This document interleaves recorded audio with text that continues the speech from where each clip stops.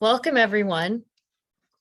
My name is Keen, CEO of Holocaust Museum LA, the first survivor-founded and oldest museum in the United States, and home to the West Coast's largest collection of Holocaust-era artifacts. We are the only museum in California that focuses on the enormity of the Holocaust and provides admission to all students and California residents. For the last 6 years, we have remained steadfast in our mission to commemorate those who perished, honor those who survived, educate about the Holocaust, and inspire a more dignified and humane world. Thank you for joining us for tonight's program, The Art of the Next Generation. In tonight's conversation, 3 artists will delve into the relationship between the arts and Holocaust awareness and examine the implications for artists working a generation removed from the events of the Holocaust. Together, this panel of artists will explore the responsibility of artists to bear witness and the impact of their relationships with Holocaust survivors on their own work. Beth Lane is a filmmaker and actress. She is currently producing and writing the feature documentary film Would You Hide Me, which is inspired by 2 farmers who Lane's mother and her siblings outside Berlin during the Holocaust. Lane received her Master of Fine Arts from UCLA's School of Theater, Film, and Television. She is also the host of the podcast Banter with Beth. Kassan is the painter best known for size representational paintings. He has spent hundreds of hours with Holocaust survivors while painting their portraits, which were featured in the exhibition Facing Survival at the USC Fisher Museum of Art and USC Shoah Foundation. His works have also been exhibited at the Smithsonian National Portrait Gallery and the National Portrait Gallery in London, among others. Ted Rosenthal is one of the leading jazz pianist composers of his generation. He has performed worldwide as soloist with his trio and with many jazz greats. Rosenthal has been a featured soloist with major orchestras, including the Detroit Symphony and Phoenix Symphony. The son of a Holocaust survivor, Rosenthal composed Dear Erich, a jazz opera based on his parents' story. New York City Opera premiered Dear Erich in 2019. We are so pleased to have Beth, David, and Ted with us tonight. Before we get started, please note there'll be an opportunity to ask questions at the end of the program. You can ask a question by typing it in the Q&A box at the bottom of your Zoom window. So it is now my pleasure to introduce Beth Lane, David Kassan, and Ted Rosenthal. So I'm really excited to moderate this program tonight. I thought we would just start out by having just each share a little bit of work that you're doing and how you engage with the Holocaust in your work. Why don't we start with Beth? I see you at the top of my screen. Hi, Beth. It's nice to be here. Thank you for having us. This is it's an honor for me to be here and talk with you guys. The Holocaust Museum LA is such a unique and special museum, and I think that the work that the 3 of us are doing in 3 very different mediums really speaks to how we can all contribute our different stories through the arts and try and reach, of course, generations that know about the Holocaust, but certainly the generations that don't know about the Holocaust and feel like it's from so long ago. And how can we reach them? How can we keep the stories alive? I was watching your gala from the other night, which congratulations. I hope it was an incredible event for all of you. And, really focusing on the whole educational piece. And so there's so much I can tell you about the film that I'm working on right now, but perhaps you could ask me questions specifically about what it is that you'd like me to share. Well, maybe I thought maybe we would just go around and 3 of you, just introduce yourselves and Sure. the work that you're engaging with and how it relates to the Holocaust. Just to, share some background before we dive in. Absolutely. because I have a lot of really good questions for you Okay. guys. So, Would You Hide Me is a documentary feature. I've been working on it for the last 4 years, and it came to fruition because of a chance meeting with the grandson of the farmers who hid my mom and her sisters and brother for 2 years outside of Berlin. The the film is a different take on how to tell a Holocaust story, in that we are not a history-centric film, but really it's a road trip movie. And I've done that intentionally because I want to reach a younger audience and see how I can access their sense of empathy and compassion for the stories that the sisters tell. So right now we are in post-production. We will have a final cut of this film by hook or by crook in February. And I would say that we are using the Holocaust as the lens by which we tell these stories. So we're coming at it from a very different angle. And that's a little bit about the work that I'm doing. And then you mentioned also earlier Banter with Beth, which is the IGTV program that I host on Wednesday mornings. And that's all part of just the whole impact campaign that we hope to have. You know, making the film is just the first step in the conversation. And, you know, how we can have community outreach, educational engagement, all these different elements, I think, are just as important as the movie itself, so that we can keep having these conversations and, you know, eliciting responses from communities so that we're aware of any marginalized community, not just the Jewish community. Exactly. I mean, we always tell students when they visit the museum, this is not a Jewish story, it's a human story, and everyone needs to learn about it. And it's so important to understand the lessons of the Holocaust and Yes. make it relevant to today. So, David, what about you? You work in a different medium. Yeah, very analog. Mhm. Just the oldest kind of medium I think there is for communication, I guess, besides music, I guess, right? Mhm. Way before film, but there's also kind of a film component that we're kind of working on. But I've been painting Holocaust survivors now for about 6 years. Kind of started with a commission that was offered to me by a collector of mine in Israel. And unfortunately, that kind of fell through. But I was talking to a student of mine in Israel who had come visit my studio in Brooklyn about how the subject didn't want to be painted by me. So I was like, okay.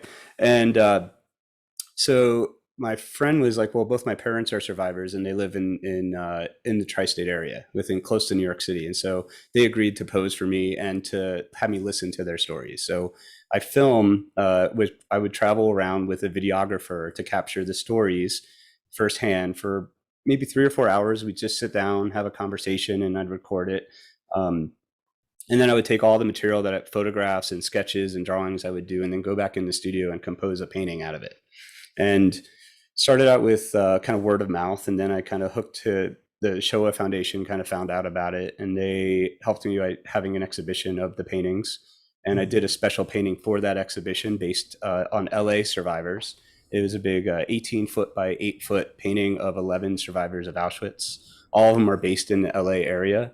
And that's actually how I met Beth. Was that painting went on from that show and was exhibited at the Museum of Tolerance. And I think on Holocaust Remembrance Day, 2019, right before everything kind of shut down and went crazy. And then Beth and I kind of became friends and everything. And I got contacted by a producer and a director out in LA, and they want to do a film, or are working on a film of me going around meeting survivors. And the latest is actually Ben here. We met out with him in Las Vegas, and kind of a road trip movie also, it sounds like, because they're following me around to meet survivors. I think we're going to go to Houston, Israel, New York, a couple different places. And so just this idea of painting these pieces is really kind of a way of making their testimony lasting for the survivor. You know, kind of embeds everything that I think about when I hear the testimony or read about them are my thoughts, and they're being captured by the canvas and being soaked into the canvas. And that kind of testimony is there.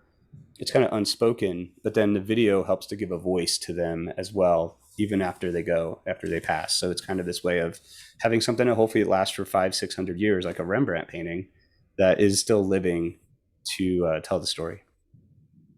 Yeah, no, I'm glad you mentioned that, because things that we're always thinking about is, how do we preserve the survivors' memory and carry on their voices, well into the future. And I agree with you, anything that we can do right now, like through art, to preserve their memories is so important. And just to clarify for our audience, behind you is a painting of survivor Ben Lesser, Yes. who speaks frequently at our museum. And also, I wanted to mention the three of you are friends. So David was referring to Beth Lane, even Oh, though Beth. I think we're friends too, aren't we? Oh, Beth. Yeah, we're totally Just friends. a newer Yeah. friendship. Yeah. Well, actually, I met you first, Beth, at Oh, the gala, at the Showa Foundation gala. I don't know if you that's remember great. though.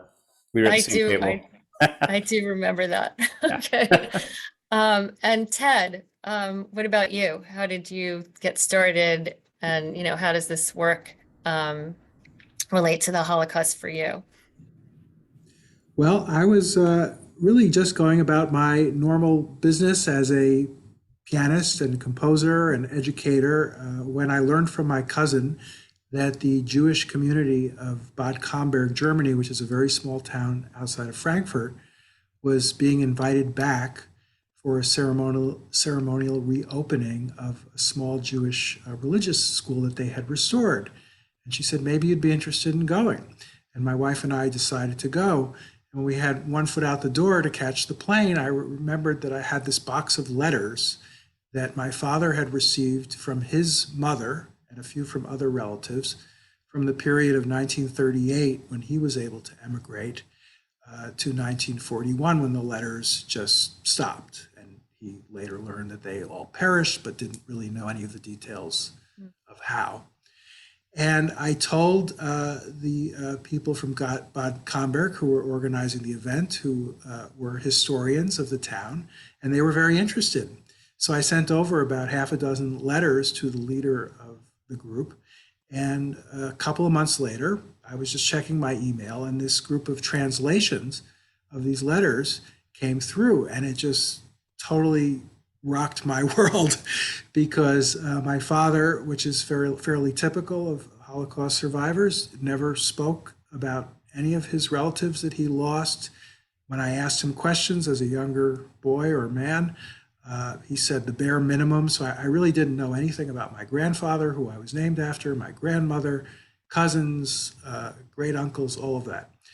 So these letters started to fill in this family history that I had no idea of. And it was just an incredibly emotional experience.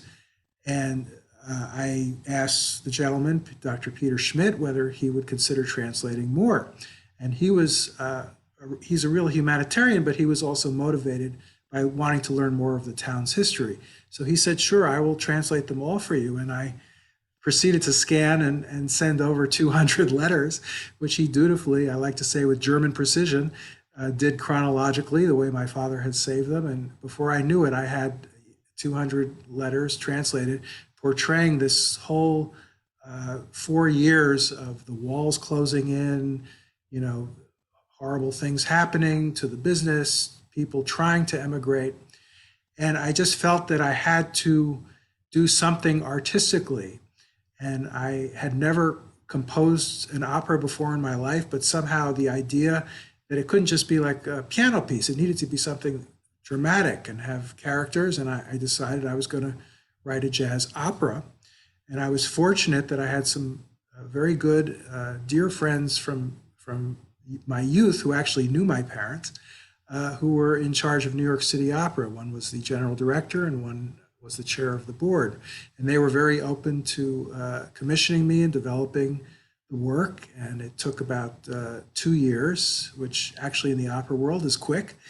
And we did 3 readings, and then we brought it to fruition at the Museum of Jewish Heritage for its premiere, where there's a lovely theater.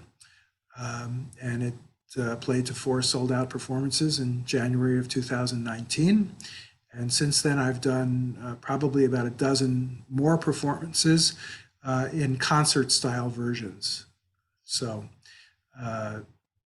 it was such a combination of this profound family learning and experience with this incredible artistic experience of going into musical and dramatic territory that were so exciting and somewhat new for me. So the whole process was doubly exhilarating from both my personal watching the characters on stage who were my family, including me, and sing the music that I wrote. Can you give us an idea of what some of those letters, what were in some of those letters? Sure, and I was also hoping to share two short clips from the premiere that I have. The letters were anything from the most poignant, which I was going to share a piece of, which I call the Kristallnacht letter. There were two letters that one where my grandmother, in very sort of understated tones, not wanting to upset my father, said something like, your father and uncle have gone on a trip for an undetermined period, along with the other men in the village. And so unless my father, maybe he could figure it out by reading the New York Times or the Chicago Tribune, he was in Chicago, there was not always every gory detail about what was happening to the family. And then about 2 or 3 weeks later, she wrote another letter talking about he returned in a very weakened state, and unfortunately he died, really as a result of being taken off to Buchenwald and being in a very weakened state, and died back in a Jewish hospital in Frankfurt. So that was an example of the heart-wrenching, personal kind of letters. And then there were a lot of, just mundane. This one went to the store today. This one's visiting. We're going to, go to the summer residence. But then there was also a lot of about immigration. And you could really sense in the 4 years that the letters were written how the barriers just got higher, the monetary guarantees were being thrown up higher and higher, all the bureaucratic hurdles.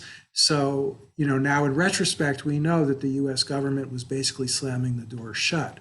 And of course, that's extremely relevant to what we're all feeling about many situations today with immigration. So the letters ran the gamut from extremely profound to just run-of-the-mill, how are you doing? She used to chastise my father a little bit, like he should go to temple more often. He wasn't too interested. He was more interested. He was pursuing his doctorate in sociology at the University of Chicago, and he's really an academic at heart. He wasn't really that concerned about, going to temple for prayers or things like that. I like that. That really humanizes the story. Yeah. What a gift. You're so lucky that, you have those letters. So I want to, my grandparents were Holocaust survivors, and, I feel they're no longer alive, but I grew up hearing stories my whole life. My grandmother was in Auschwitz and Ravensbrück, and just her camp experience and the cattle car experience. And I feel this, this sense of responsibility to, keep her stories alive and share her stories. And, I'm curious, how do you feel like you carry this burden of care in representing the stories faithfully and staying true to the stories? Is that something that plays a role, in your work? Does anyone who wants to take that? Sure. Beth, you want to- Yeah. Okay.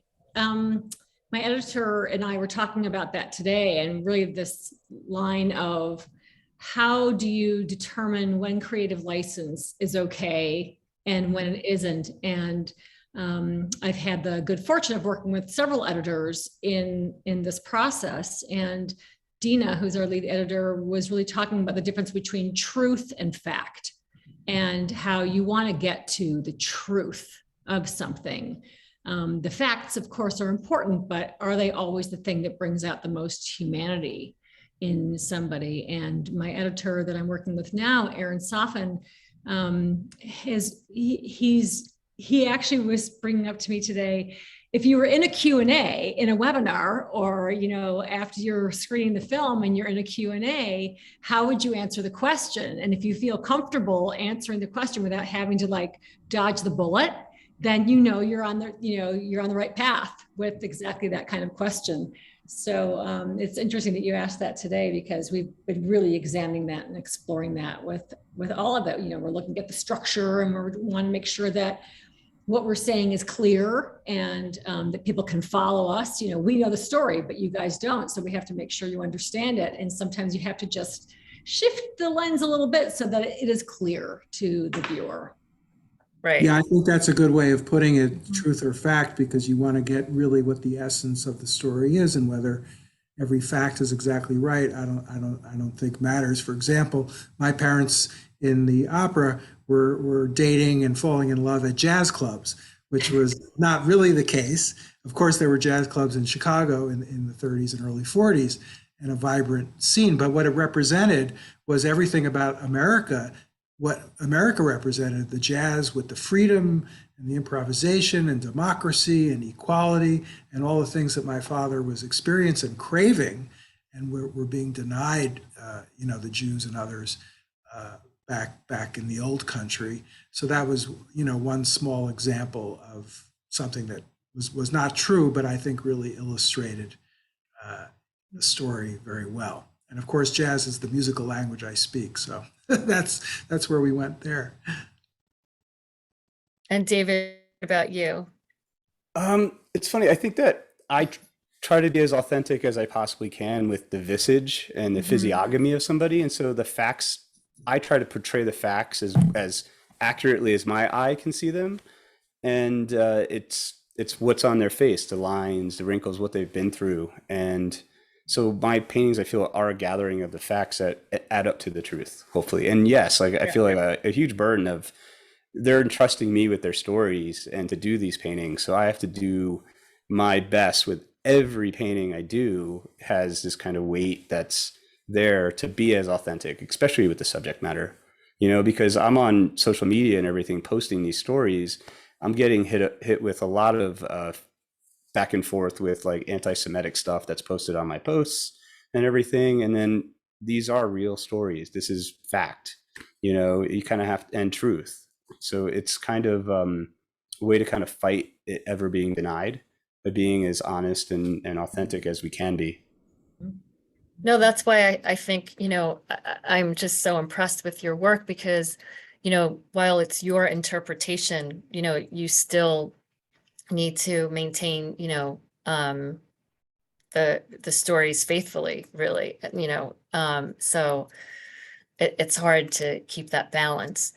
The museum has this really interesting program where we work with underserved school districts, and we have like a multi-layered program where they come to the museum. Well, we go to the school first to mentally prepare them for their visit, because sometimes the field trip during high school that they'll ever get, because we make it completely free of charge, and it's difficult material for their only field trip. So we'll go to the school first, survivor, and mentally prepare them. Then they come to the museum and they get a tour and they hear the survivor speaker. And then we go back to the school and do an object share, and the survivor participates in that. And, these are students that are facing a lot of adversity in their own communities. And then they do an art reflection project.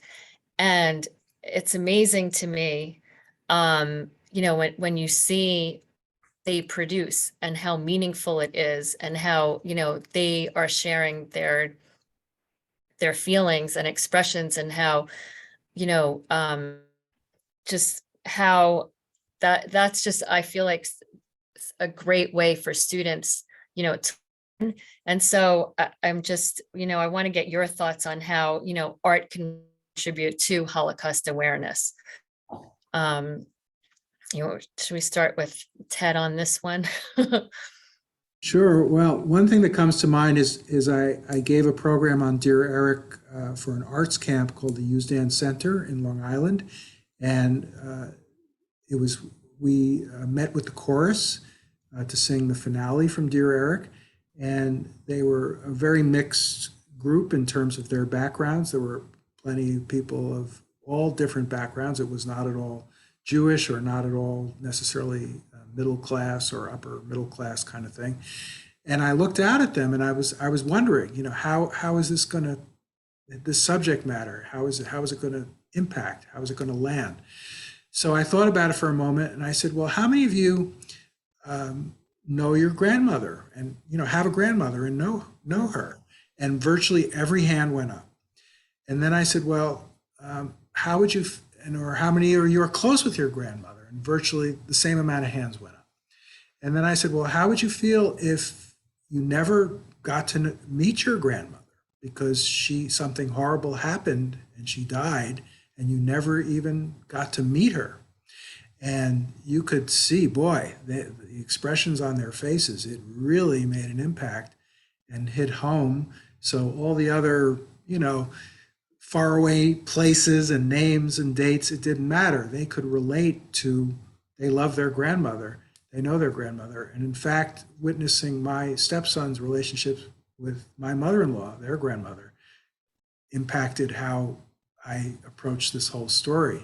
Because for me, it was just something I didn't know. I just didn't have a grandmother. But, you just, as a kid, you know what you know. So Yeah. that to me was very instructional in terms of, because we all have a desire to make this meaningful for every walk of life, every person, people with any background. I agree. It's so important to make it relatable. Right. And interesting, just one other quick thing is when we did the premiere, it was at the Museum of Jewish Heritage. There's a theater that is also used by the Yiddish Theater, Volksbühne. Yeah. In New York. Oh, I saw it. It's Fiddler on the Roof. They had just finished doing Fiddler on the Roof in Yiddish, which was a big hit. And they were actually moving out to go uptown to off Broadway. And that's when we got the theater for Dear Erich. And of course, as I think we probably all know, Fiddler on the Roof has been done in, a dozen different languages. They do it in India, they do it all over. So the story becomes relatable because it's about tradition or it's about things that aren't necessarily specifically Jewish. And I feel the same way with trying to tell this story about the Holocaust. For the viewers, Ted is talking to us from Scarsdale, New York. And the Museum of Jewish Heritage is in Battery Park. It's a great museum. We have a good partnership with them. Beth, what about you? Well, first I want to say that this IGTV program that I host, Banter with Beth, is my opportunity to share other artists' visions and scholars and scientists and all that. And so I've had the privilege of having both David and Ted on my program talking about their work because their art impacted me in such a powerful way. And so I think it speaks volumes for what art can do, especially with the heavy lift of telling a story like this. And so I remember meeting David, as he talked about before, at the Museum of Tolerance for the exhibit of his 18-foot by 8-foot painting, which is an extraordinary feat of art. And the way that it just hits you when you see this, it's not life size, it's larger than life. And it is so real that you just feel like you're in the world with these characters, with these people, these human beings. And that alone, it stirs the soul in a different way, I think, than, just reading facts and so forth, just hearing, a sound bite here, a sound bite there on the news or whatever. And so David's work really moved me. And then Ted, I'm trying to remember, Ted, how I learned about Dear Erich. If you remember how I learned about it, please remind me. But, I've known Ted for many years. I've certainly heard him play many, many times in New York. And I think originally we met through Ann Hampton Calloway.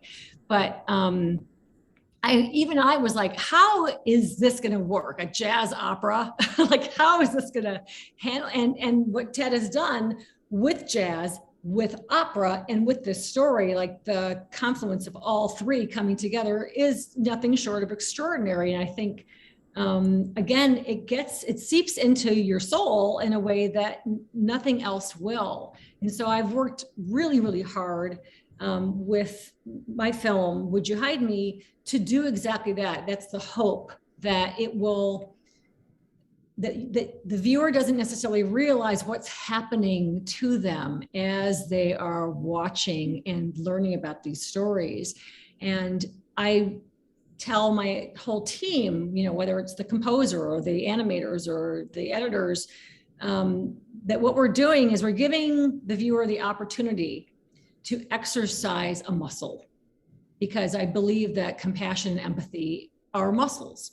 And for many people who we want to think of as the other, or we want to vilify them because their point of view about the world and so forth is so negative and toxic, I feel that they have just missed the opportunities in life to have the muscle of empathy and compassion exercised.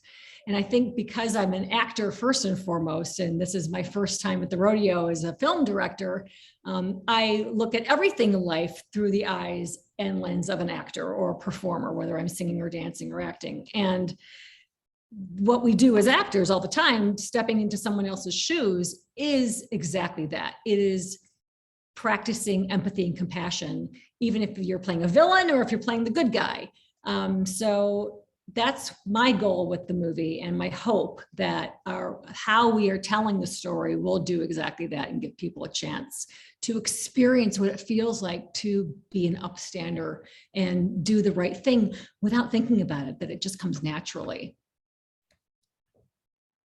Well, that is really important, because that is one of our hopes, is that when they watch one of your film, hear your music, see your artwork, even walk through the museum, that they leave as upstanders, that they, that we're changing behaviors, that they walk out into the world,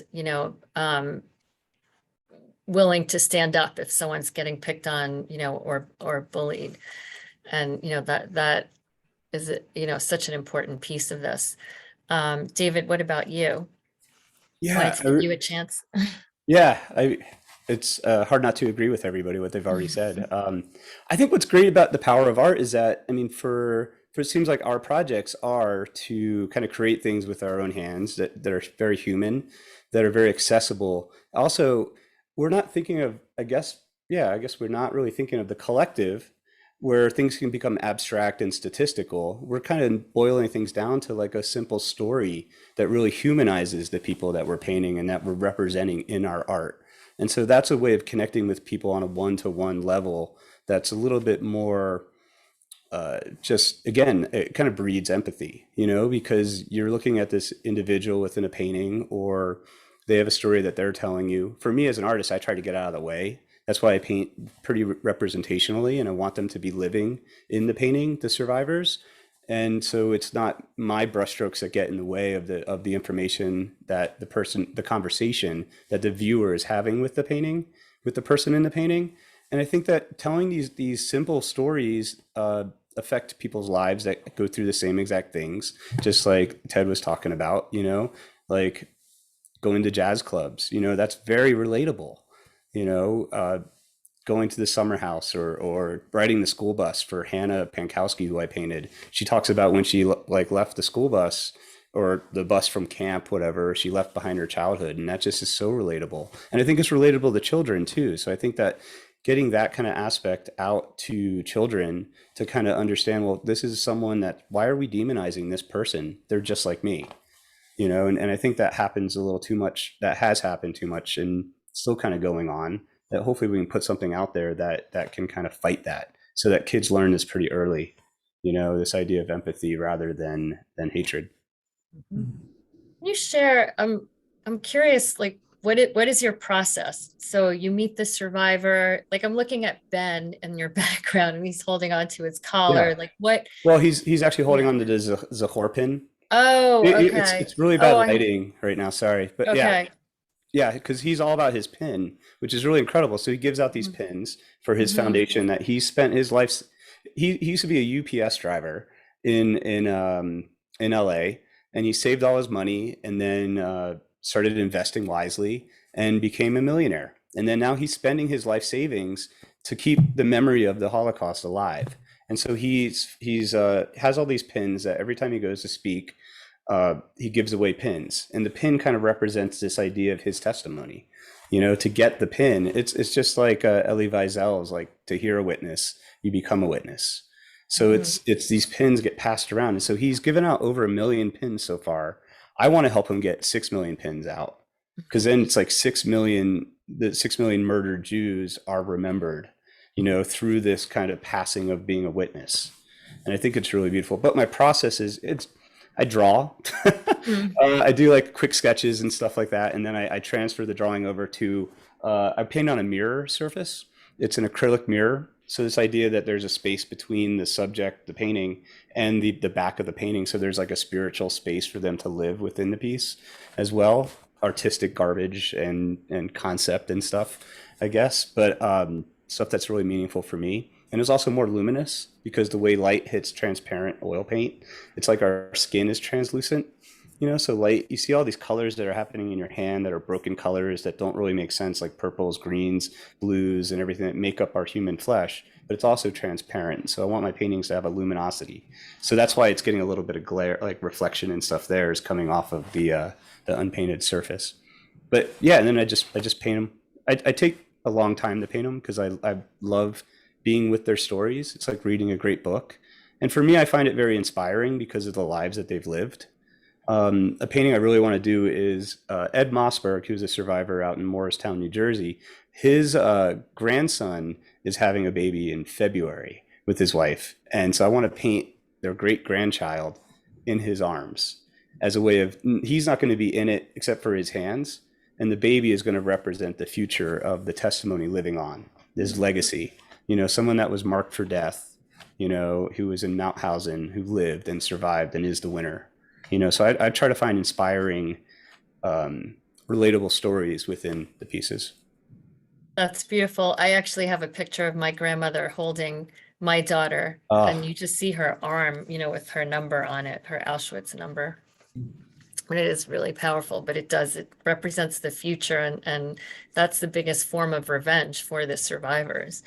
I mean, to see the fourth generation be brought to the world, you know, we weren't supposed to yeah, be here. yeah, So, you know, one of you mentioned that, you know, for young people today, this history feels so far away. You know, it feels like ancient history to a lot of young people. So, you know, how do you hope future generations of artists who will even be further removed, you know, can continue to use art to engage, you know, and to try to understand this history? I mean, I think it's, go ahead, Ted, please. well, um, I think what I alluded to before, the human element, you know, no matter how many generations ago it was, everyone has a mother, everyone has a grandmother, everyone will have a child. And so, and that was something, you know, in putting Dear Erich together, there were so many possible stories to tell. And that was part of my artistic process, was lots of long conversations with people who knew a lot more about dramatic work than I did. And, you know, really what we came to over and over again is, what story do you want to tell? And I think despite how many shades and variations you can have within that, the most powerful kind of story is a human story.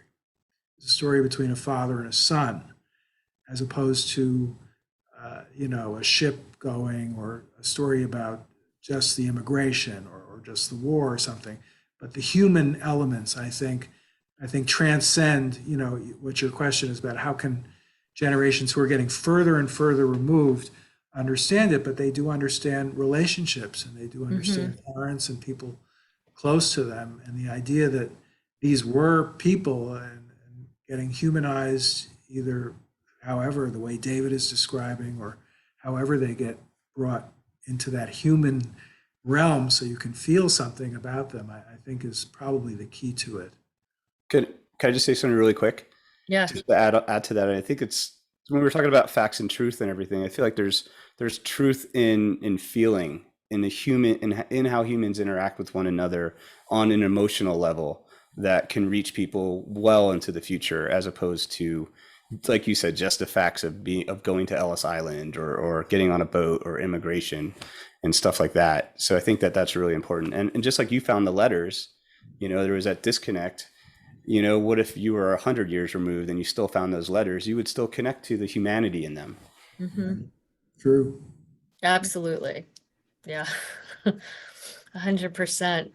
Beth, what were you going to say?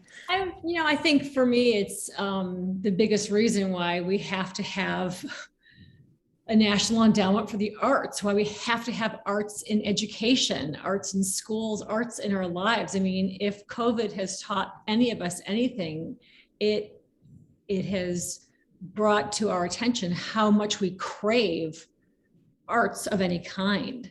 Whether people are binge watching, something, on a streaming platform, or, just the idea that we couldn't go to a museum for so long, or that we couldn't go to a jazz club, or those kinds of things, hopefully make people realize how valuable the arts are. And certainly for parents that have children in schools that don't really, fund artistic programs in their schools, like, you got to fight for it. You have to. And I can't imagine growing up in a world that didn't have a really prolific arts program. And I went to public school. And I saw it getting whittled away each year with my children's education, and just had to make a point of making sure they got it. So I think my response to your question is really more about, like, we have to keep the arts in I agree. young people's lives always. And whether they continue playing the cello after third grade doesn't matter. They've had the experience of what does it mean to make a sound with, things that have been crafted by other people. Just that whole conversation about what do you do with the paintbrush? Anything, just do it, and something will come out of it.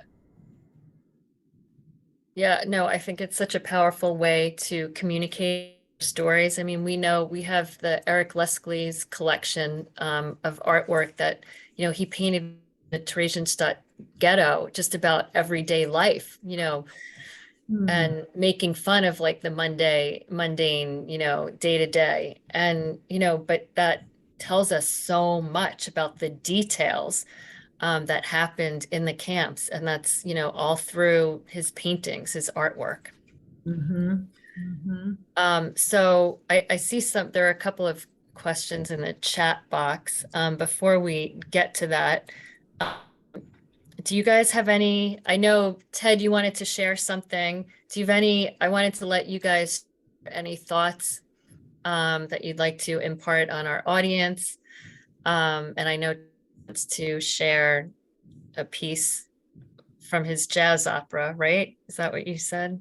Okay. If there's time, I had two very short clips, or I could just do one of them, or whatever you think. I want to hear both. Okay. And I would love to All share right. a clip from the movie. Yeah, that'd be great. Should I go ahead and? Sure.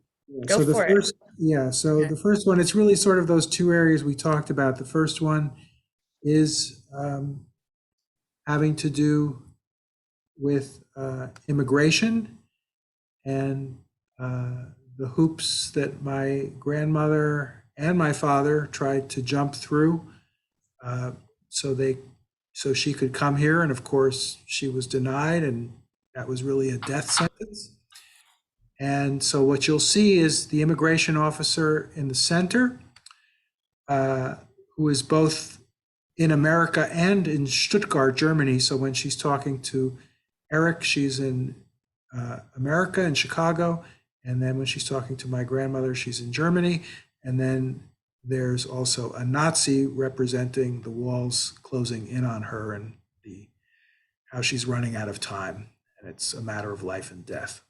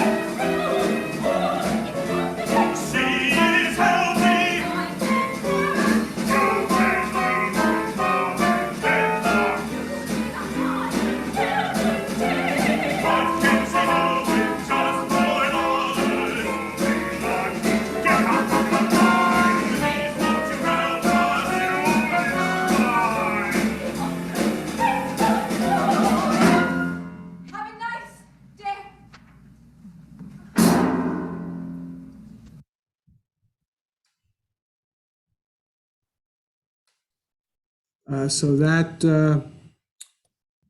is supposed to portray the horrible immigration situation. And then this is the Kristallnacht letter that I mentioned, where my grandmother is writing to my father, telling him that his father, her husband, has passed away due to the experience with Kristallnacht and being sent off to Buchenwald.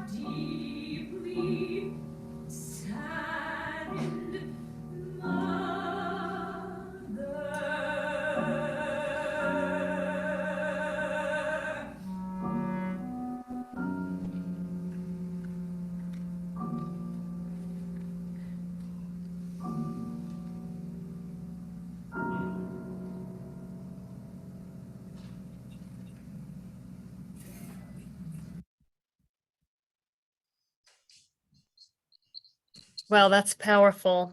I hope we'll have the chance to see it live again soon.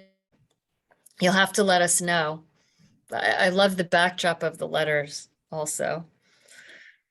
So These are the actual letters. Mhm. yeah, those are the letters. Amazing. Amazing. Before there are a couple of questions. Someone wants to know how the pins. So David, you were talking about Ben Lesser's pins. Is there any way we can get the pin, and how can we and give 6 million pins out? Yeah, I mean, you could contact the Zahor Foundation. I think someone did post the link to them. Oh, yes, I Yeah, see it right yeah. here. Oh, that was us. Someone Yeah, you guys are taking care posted of the that. link. So Yeah, everyone so- in, please check out the chat box, and we have the link to the Zahor Foundation. And Ben does a really great blog. That's really amazing. Like, he's the one blogger still doing blogs. But he puts his thoughts out there. So Yeah. it's really amazing to He read. he has he wrote a map that I encourage everyone to read also. It's quite good. It's also an audiobook. You can listen to it. And that's right. And who narrates it? Someone famous. I think David Silverman. An actor. And he narrates, I think, the first couple chapters. I've listened to it, like, because I before I got to paint him and meet him like in person, I was like listening to his voice through the audiobook. It's pretty incredible. I just wanted to share one comment from Francenberg Sauce to everyone for your presentation. She feels the arts are a wonderful way to keep us all connected, and we definitely agree with her. Said she had the pleasure of meeting you, David, when you interviewed her mother, Ava Mizels in Toronto. Oh, And she's yeah, been yeah. That following was your amazing. work. I haven't painted Ava yet. I got to get on that. I've met with 42 survivors so far. So I'm like I'm already a slow painter to begin with, trying to get through to everybody. But definitely, I remember, it was a great time we met. It was, we went to Toronto on a grant, which was pretty incredible. Oh, that's great. Yeah. So before, Beth, where and when can we see your film? Can you share with the audience? Sure. Well, I would love to share. I'm going to share a clip tonight that. Oh, yeah. Okay. So let's do that. Yeah. But we will, our goal is, it is a moving goalpost, but our goal is to have final cut February 18th is what's on the calendar right now of 2022. And then we will be applying to the entire film festival circuit. So as soon as we know about film festivals, then, which ones we get into, we'll let the museum know. It's an honor for me to be partner with the Holocaust Museum LA. So I know that there's a link to our website on your website, which is great. And so people can find out about when the film is out and where it's being seen that way. You can also go to bethlane.com and all that information is there. But I would love to share a clip that we've prepared for you. But I have to set it up for you a little bit in that watching a rough cut of a film is very different from watching a final cut of a film. So the narration that you'll hear, the man's voice, is not the narration that you will hear in the final cut. This is what we call scratch narration, and it's the voice of my editor, Aaron Soffen. And the music that you'll hear in this cut is also called temp music. It's not the music that will ultimately be in the film, because our composer is working right now to deliver what we know will be the right match. And let's see, we also have blurred a couple of images in this section because these are archival assets that we will be securing the rights for, but we don't have the rights for them yet. So anyway, those are my disclaimers for what you're about to see, but I think the rest will be self-explanatory. Let's see here. Okay, this is when I go to Berlin, my first steps into Berlin. 1929 was the beginning of the worldwide depression. Papa, in order to find work, moved us to Berlin.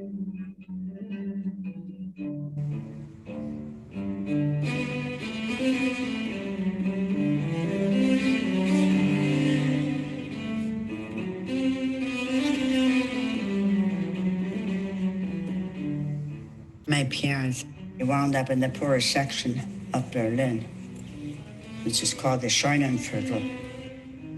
It's been over 2 years since I visited Berlin for the first time. I'm so ready to steep myself in this journey and to navigate my mom's old neighborhood, the Scheunenviertel. So what we're looking for is 31 Grenadierstrasse, but now it's called Almstedtstraße. So which one do you think it is? Probably the left side of it. The left But side we of can it. check the backyard. Maybe there's some. And we could try to ring at somebody's door. Okay. The backyard, but They have a psychotherapist there now. We all need that. Vielen Dank. Oh, I'm so sorry. You live in this building? Yeah. My mother was born in this building. Oh, nice. Yeah, 1939. Seriously. Yes. possible to see the backyard and see if there's still an older building behind it. Yeah. Can you open this door for us? Yeah. Really? Yeah.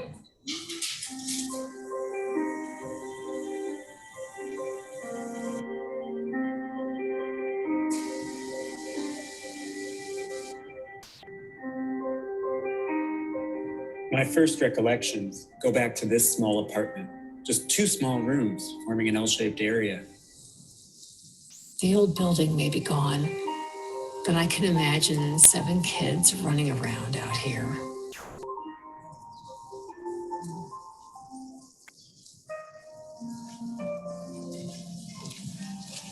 Sprechen Sie English?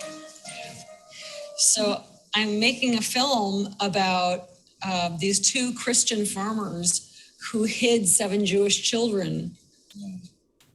I think about what these farmers did for my mother and her siblings, and I think, well, my gosh, you know, if this were to happen again, would you hide me? I would like to say yes, and I hope that I would make that decision in the moment, but you never know. I think I would do it, you know, because I'm a refugee. I have family here now, and I'm so grateful for that because, you know, it could also happen to me.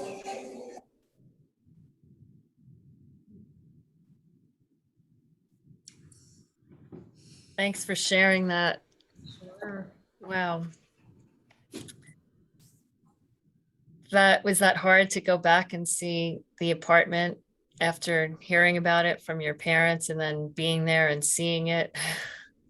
I think that, so I've been there twice now. And the first time I saw it, I was actually with my mother and we were just trying to look for clues, look for ghosts, look for like, what is it? And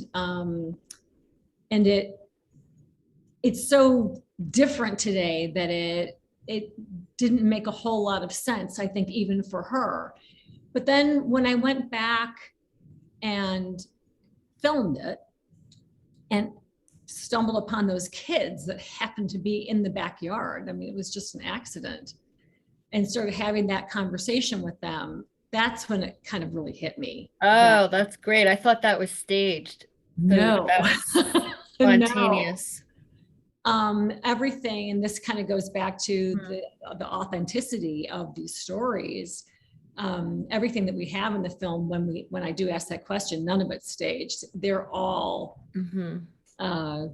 just chance meetings with people. And I think that meeting them and talking about it really made me go down the existential rabbit hole of just quite literally, I wouldn't be here talking to you guys right now on this webinar today on October 26th if it hadn't been for the benevolence of these 2 people, these 2 farmers, and also several other people along the way. I think that the big discovery for me about making the film is how many people helped them along the way, how many things had to go right. All it would have taken is one thing to have gone wrong, and I wouldn't be here talking to you. So it's really that part, I think, was the hard part. It was almost like afterwards, just having these thoughts of, God, am I really here? You know, your mind can play tricks on you. Yeah, no, that's an important lesson. While there were, who did horrific things, there were also those individuals who, heroic things, and ordinary people like those farmers who saved a life. Yeah, and saved 7 lives, and Mhm. what that means, so many generations from now. How many lives have been saved because they saved 7, and we explore that in the movie as well. So you said there was a psychotherapist in the building. I can top that. When we went to see my grandfather's apartment in Sosnowiec, Poland, there was a sex shop in the floor. And we got to see his apartment because the building is still standing. Wow. And the courtyard. We walked in, and when we knocked on the door, the man who answered wearing a Santa Monica t-shirt. That's incredible. That's So amazing. that was wild. So I don't think we have any other questions from the audience, but thank you so much. I feel like we can, talk for hours. The 3 of you are doing such incredible work. And if there's any way we can help promote, what you're doing when your film comes out, the concert, or, an exhibit with your artwork, let us know, because we'd love to share it. Constituents, it's really important for everyone to see. And thank you so much for, raising awareness about this important history and keeping the memories alive. So thank you.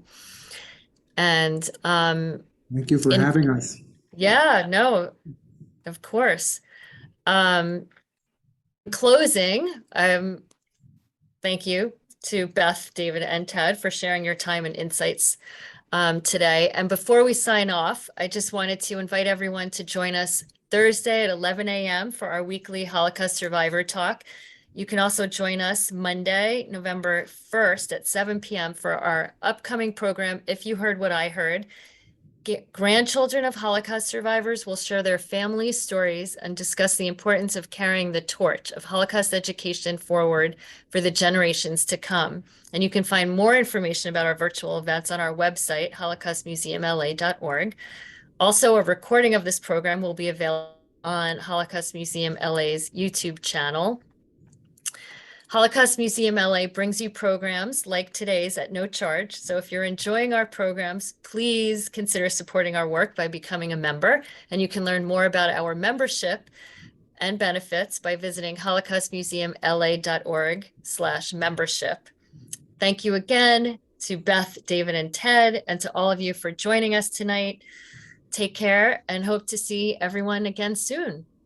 Thank you, Beth. Thank you so Thank much, you. everybody. Thank you, Beth, Ted. Thank you. All right. See you. Bye.